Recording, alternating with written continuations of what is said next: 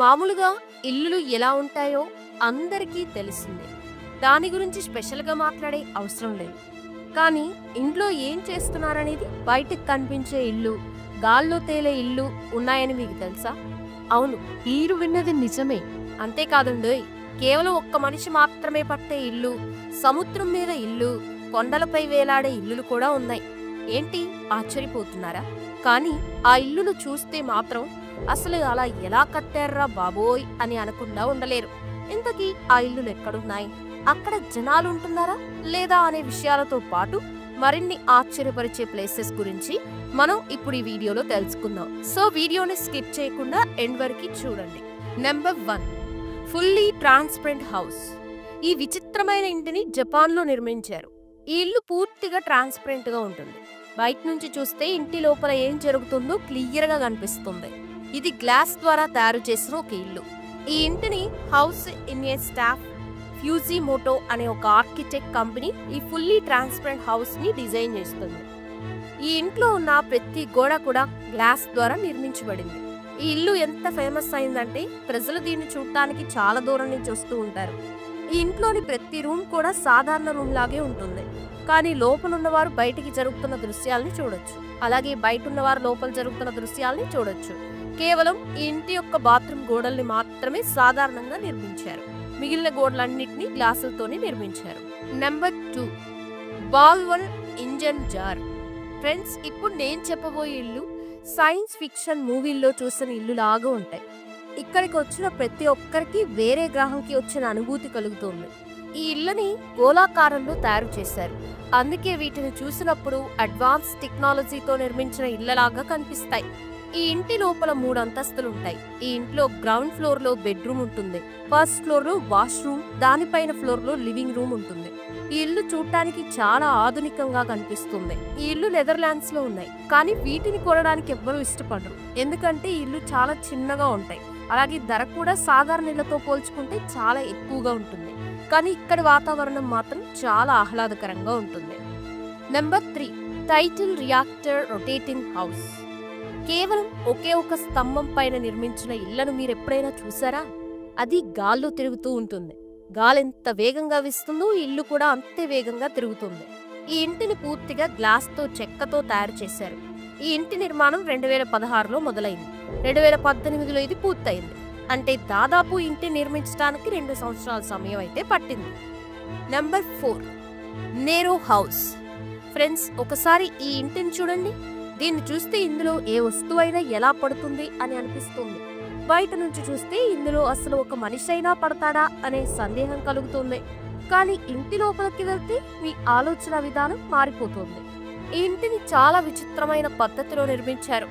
దీని ఎత్తు 7 మీటర్లు, పొడవు 15 మీటర్లు, కానీ దీని వెడల్పు కేవలం 1.3 మీటర్లు మాత్రమే.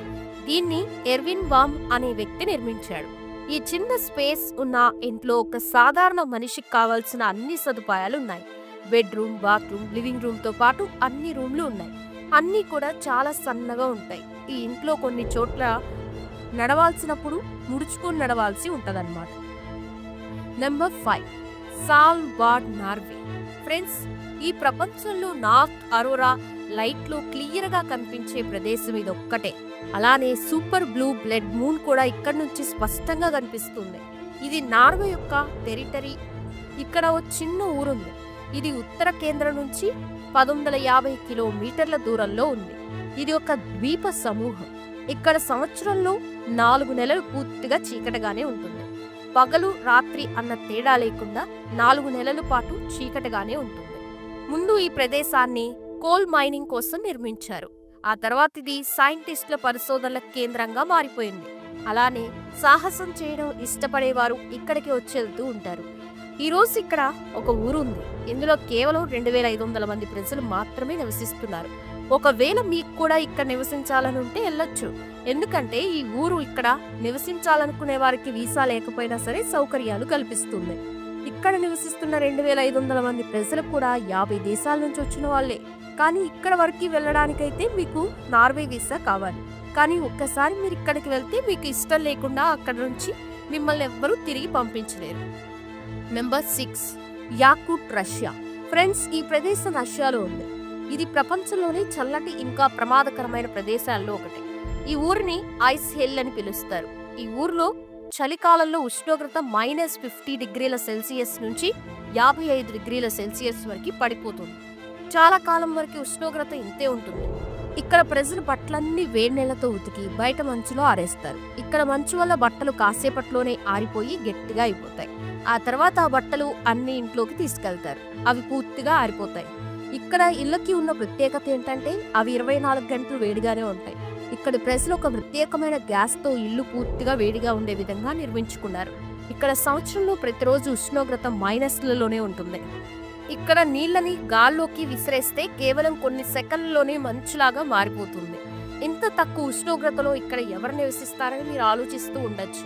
కానీ ఆశ్చర్యకరమైన విషయం ఏంటంటే ఈ ఊర్లో ఇప్పుడు 3,70,000 మంది ప్రజలు నివసిస్తున్నారు. ఇది చాలా పెద్ద ఊరు. విపరీతమైన చలిలో కూడా ఇక్కడ ప్రజలు నివసిస్తున్నారు. ఇక్కడ చరిత్రలో రికార్డైన తక్కువ టెంపరేచర్ -71°C. ఇక్కడ ప్రజలు కార్ల ఇంజన్ను ఎప్పుడూ ఆన్లోనే ఉంచుతారు. ఒకవేళ ఇంజన్ ని ఆఫ్ చేసినట్టయితే దాని లోపల ఆయిల్ గడ్డగట్టిపోతుంది. కాసేపట్లోనే పూర్తి ఇంజన్ కూడా గడ్డగట్టుకుపోతుంది. ఇలా జరిగితే కార్ అస్సలు స్టార్ట్ అవ్వదు. దాని రిపేర్కి ఎక్కువ ఖర్చు అవుతుంది. ఒకవేళ ఈ ఊర్లో కార్ ఇంజన్ ఎక్కడైనా ఆగిపోతే దాన్ని మళ్ళీ స్టార్ట్ చేయడానికి 10 నిమిషాల టైం మాత్రమే మిగులుతుంది. 10 నిమిషాల్లో కార్ని స్టార్ట్ చేయకపోతే ఇంజన్ గడ్డగట్టుకుపోతుంది. దాన్ని మళ్ళీ రిపేర్ చేయాల్సి వస్తుంది. ఇంజన్ ఆన్లో లేని సమయంలో కారులో వేడి ఉండదు. అలాంటప్పుడు ఎవరైనా కారులోకి వెళ్తే వాళ్ళు గంటలోనే బయటికి రావాలి, లేదంటే వాళ్ళు చనిపోయే అవకాశం ఉంటుంది. Number 7 the marvels Huacachina oasis. ఎడారిలో ఒయాసిస్ల గురించి మీరు వినే ఉంటారు. కానీ ఈ ఒయాసిస్ మిగిలిన ఒయాసిస్ కంటే చాలా విచిత్రంగా ఉంటుంది. ఇక్కడ కేవలం 1000 మంది ప్రజలు మాత్రమే నివసిస్తున్నారు. ఇది భూమి కదలికల ద్వారా ప్రాకృతికంగా ఏర్పడింది. దీని చుట్టుపక్కల అంతా ఇసుకే ఉంటుంది. కానీ మధ్యలో ఒక కొలను ఉంటుంది. అక్కడే పచ్చని చెట్లు ఉంటాయి. ఈ ప్రపంచంలో అందమైన ఒయాసిస్ ఇదే. అందుకే దీన్ని చూడటానికి ప్రపంచం నలుమూలల నుంచి టూరిస్టులు వస్తున్నారు. నంబర్ 8 సీల్యాండ్. ఫ్రెండ్స్, ఇదొక ఇల్లు అని చెప్తే మీరు నమ్ముతారా? మీలో చాలా మందికి నమ్మకం కలగకపోవచ్చు. అలాంటిది ఇది ఒక దేశం అంటే మీరు అస్సలు నమ్మలేరు. అవును, మీరు విన్నది నిజమే. ఇది ఒక దేశం. దీని 4 వైపులా సముద్రం ఉంటది. ఇది చూడటానికి ఒక బ్రిడ్జ్ ముక్కలాగా కనిపిస్తుంది. ఇక్కడికి వెళ్ళడానికి ఈ దేశం యొక్క పాస్పోర్ట్ ఇంకా వీసా కూడా కావాలి. ఈ దేశం వాళ్ళకి ఒక ప్రత్యేక కరెన్సీ కూడా ఉంది. ఇది ప్రపంచంలోని విచిత్రమైన ఇళ్లలో ఒకటి. యునైటెడ్ కింగ్డమ్ నుంచి 12 కిలోమీటర్ల దూరంలో ఉన్న సముద్రంలో ఇది ఉంది. ఇక్కడ నివసించేవారు ఇది ఈ ప్రపంచంలోనే చిన్న దేశమని భావిస్తారు. ఈ దేశంలో కేవలం 25 మంది వ్యక్తులు మాత్రమే నివసిస్తున్నారు. రెండో ప్రపంచ యుద్ధ సమయంలో జపాన్ వేసిన బాంబుల నుంచి తప్పించుకోవడానికి ఇంగ్లాండ్ ఈ దేశాన్ని నిర్మించింది. కానీ యుద్ధం ముగిసిన తర్వాత ఈ బ్రిడ్జి యొక్క భాగం మాత్రమే మిగిలిపోయి ఒక నిర్మానుష్య ప్రాంతంగా మారిపోయింది.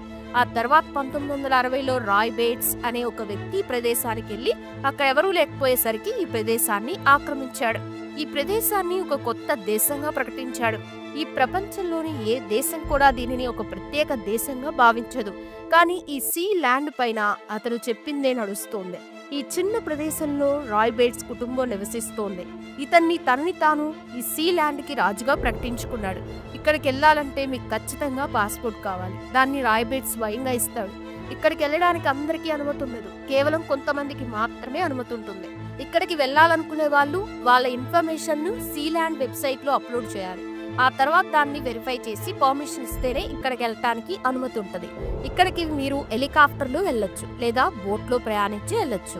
హెలికాప్టర్ ద్వారా ఇక్కడికి వెళ్ళడం చాలా సులభం. కానీ బోట్లో వెళ్ళినట్టయితే దీనిపైకి వెళ్ళటానికి మీరు తాడును ఉపయోగించాల్సి ఉంటుంది. ఒక తాడుతో ఈ దేశం ఎక్కడం చాలా కష్టం. Number 9 freedom CoV. ఇది ఒక కృత్రిమ ద్వీపం. ఇది కెనడాలో ఉంది. ఈ అందమైన ద్వీపాన్ని 2 భార్యాభర్తలు నిర్మించారు. వాళ్ళు ఇక్కడే నివసిస్తున్నారు. వాళ్ళకు కావాల్సిన అన్ని కూరగాయలను వాళ్లే పండించుకుంటారు. అలానే ఎన్నో చెట్లను కూడా నాటారు. 1991లో వాళ్ళు ఈ ఐలాండ్ నిర్మాణాన్ని ప్రారంభించారు. ఆ తర్వాత దీన్ని నిర్మించడానికి 2.5 సంవత్సరాలు పట్టింది. కొన్నిసార్లు వీళ్ళు బోట్లో సిటీకి వెళ్లి వాళ్ళకి కావాల్సిన వస్తువులు తెచ్చుకుంటారు. కానీ పండ్లు, కూరగాయలు లాంటి ఎన్నో పదార్థాలు ఈ ఐలాండ్ లోనే వీళ్ళు పండిస్తున్నారు. వీళ్ళు నివసిస్తున్న ఇంటిపైన సోలార్ ప్యానెల్స్ కూడా ఉంటాయి. వాటి ద్వారానే వీళ్ళకి కావాల్సిన కరెంట్ ఉత్పత్తి అవుతుంది. Number 10 Jiangxi Wanxian valley China. చైనాలోని ఈ లోయలో ఈ ప్రపంచంలోనే అందమైన ఇళ్లున్నాయి. ఎందుకంటే ఈ లోయలో నిర్మించిన అన్ని ఇళ్లను చాలా విచిత్రమైన పద్ధతిలో నిర్మించారు. ఈ అన్ని ఇళ్లలో ఒక భాగం మాత్రం కొండకి అతుక్కొని ఉంటుంది. మిగిలిన రెండో భాగం కొండకి వేలాడుతూ ఉంటుంది. ఇంటి లోపల రెండో భాగాన్ని సపోర్ట్ చేయడానికి కాంక్రీట్ పిల్లర్లు ఉన్నాయి. Number 11 ఎలిడై island. ఫ్రెండ్స్, ఇప్పుడు నేను చెప్పబోయే ఇల్లు ప్రపంచంలోనే ప్రశాంతమైన చోటులో ఉంది. ఇది ఎంత ప్రశాంతంగా ఉంటుందంటే మిమ్మల్ని ఇక్కడెవ్వరూ కూడా డిస్టర్బ్ చేయరు. ఈ ప్రదేశం పేరు ఎలిడై ఐలాండ్. ఈ ద్వీపంలో కేవలం ఒకే ఒక్క ఇల్లు మాత్రమే ఉంది. ఈ ద్వీపం ఐస్లాండ్ కి దగ్గరలో ఉంది. ఇది ఈ ప్రపంచంలోనే ఒంటరి ప్రదేశం అని చెప్పొచ్చు. ఈ ఐలాండ్ లో నిర్మించబడిన చిన్న ఇంటిలో సాధారణ మనిషికి కావాల్సిన అన్ని వస్తువులున్నాయి. Washroom, bedroom, living hall, kitchen తో పాటు ఒక అద్భుతమైన వ్యూ పాయింట్ కూడా ఉంది. ఇక్కడ చాలా హాయిగా జీవించొచ్చు. కానీ ఇక్కడ ఒక సమస్య ఉంది. ఇక్కడ కరెంట్ ఉండదు లేదా ఇంటర్నెట్ కూడా రాదు. రాత్రిపూట వెలుగు ఉండదు. ఇక్కడ మిమ్మల్ని డిస్టర్బ్ చేయడానికి ఒక్కరు కూడా ఉండరు. అందుకని ఈ ప్రదేశాన్ని ప్రపంచంలోనే ఒంటరి ప్రదేశం అని అంటారు. ఇక్కడికి వెళ్ళడానికి మీకు ఒక ఐస్లాండ్ బోట్ కావాలి. ఈ బోట్ లో మీరు అక్కడికి వెళ్ళిన తర్వాత హాయిగా ఉండొచ్చు. ఇక్కడ మంచినీళ్ళ కోసం సైడ్ లో ఒక స్టోర్ కూడా ఉంది. అది ఈ ద్వీపాల్లో పడే వర్షం నీళ్ళని స్టోర్ చేసి ఫిల్టర్ చేస్తుంది. ఇక్కడ తినడానికి ఏమీ దొరకదు. కేవలం ఇక్కడ చేపలు మాత్రమే ఉంటాయి. ఇక్కడ ఎవరైనా ఉండడానికి వెళ్తే ఎన్ని రోజులు ఉండాలి అనుకుంటున్నారో అన్ని రోజులకి సరిపోయే ఫుడ్ ని తీసుకెళ్తూ ఉంటారు. ఫ్రెండ్స్, మీరు ఎంతమంది ఈ ఒంటరి ద్వీపంలో ప్రశాంతంగా కొన్ని రోజులు జీవించాలనుకుంటున్నారో కామెంట్ బాక్స్ లో ఖచ్చితంగా తెలపండి. ఇప్పుడు నేను చెప్పిన ప్లేసెస్ లో ఏ ప్లేస్ అయినా మీరు చూసినా కామెంట్ చేయండి. వీడియో నచ్చితే లైక్ చేయండి, షేర్ చేయండి, ఛానల్ ని సబ్స్క్రైబ్ చేసుకోండి. Thanks for watching.